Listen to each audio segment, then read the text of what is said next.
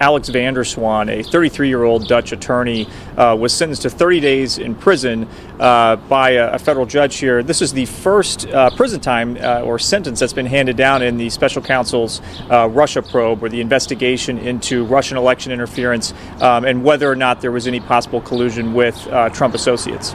It was unclear coming into this hearing whether he would actually, go to prison for any kind of significant amount of time.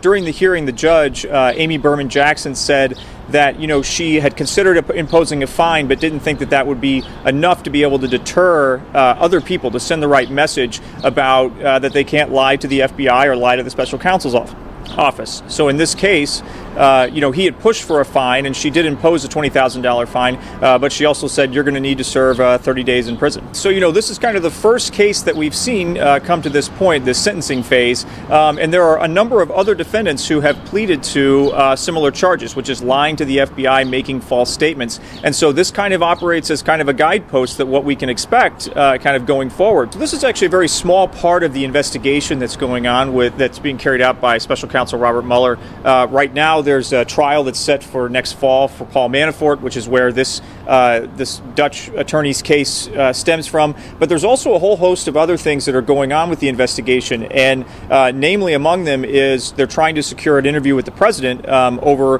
whether or not, and ask him questions over whether or not he had obstructed justice. And so, this is one small part of what is a very large investigation. And as we learned in a court filing last night, there's a lot more that we just don't know that they're investigating until the special counsel is ready to tell us.